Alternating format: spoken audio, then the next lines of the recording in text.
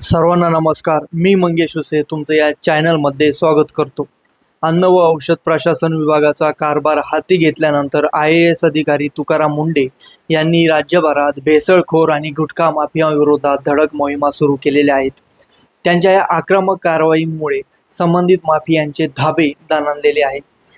असं असतानाच आता त्यांच्या एका नव्या आदेशामुळे प्रशासनात मोठी खळबळ उडाल्याची चर्चा रंगू लागलेली आहे. त्या माहितीनुसार राज्यातील कोणत्याही जिल्हा कार्यालयाने केलेल्या कारवाईची माहिती स्थानिक स्तरावर प्रसिद्ध करायची नाही असा आदेश वरतून देण्यात आलेला आहे. यापुढे जिल्हा कार्यालयांनी केलेल्या सर्व कारवायांची माहिती थेट मुंबई कार्यालयातून म्हणजे आयुक्त तुकाराम मुंढे यांच्या कार्यालयातूनच प्रसिद्ध केली जाणार असल्याचे समोर आलेले आहे. हा आदेश केवळ एका जिल्ह्यासाठी नसून राज्यातील सर्व कार्यालयांना लागू असल्याचं सांगितलं जात आहे. या संदर्भात नंदुरबार येथील अन्न व औषध प्रशासन कार्यालयातून एक संदेश समोर आलेला आहे.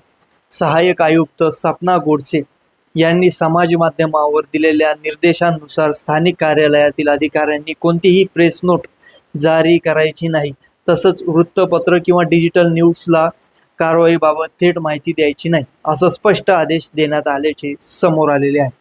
या आदेशानुसार विभागीय कारवाई संबंधित सर्व प्रेस नोट्स आणि माहिती या पुढे फक्त मुंबई कार्यालयातूनच प्रसिद्ध केल्या जातील.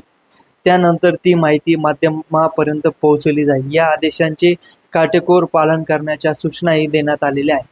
दरम्यान या संदेशाचा स्क्रीनशॉट सोशल मीडियावर व्हायरल झाल्यानंतर राज्यातील अनेक स्थानिक माध्यमांनी नाराजी व्यक्त केलेली आहे. फक्त माध्यमांमध्येच नाही तर प्रशासनातील काही अधिकाऱ्यांमध्येही मुंढे यांच्या या केंद्रीकृत कार्यपद्धतीबाबत नाराजी असल्याचे बोलले जात आहे. मात्र दुसरीकडे सर्वसामान्य नागरिकांकडून तुकाराम मुंढे यांच्या धडक कारवाईचे जोरदार स्वागत होत आहे. भेसळ आणि गुटखा हा थेट जनतेच्या आरोग्याशी संबंधित गंभीर विषय असल्यामुळे त्यांच्या कारवाईमुळे सामान्य नागरिकांमध्ये समाधानाचे वातावरण आहे.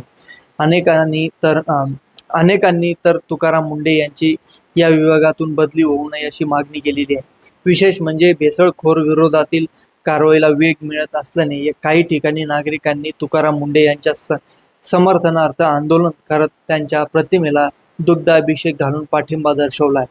अशा असलं तरी मुंढे यांच्या काही कारवाया वादात सुद्धा अडकताना आपल्याला दिसत आहेत.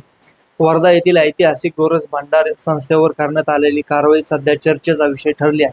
महात्मा गांधी, आचार्य विनोबा भावे आणि जमनालाल बजाज यांच्या पुढाकारातून सुरू झालेल्या या संस्थेवर FDAने कारवाई करत परिसर सील केला आहे.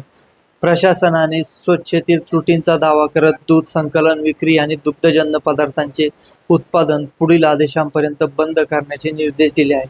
या निर्णयामुळे शेतकरी आणि दूध उत्पादकांचे मोठे आर्थिक नुकसान होत आहे.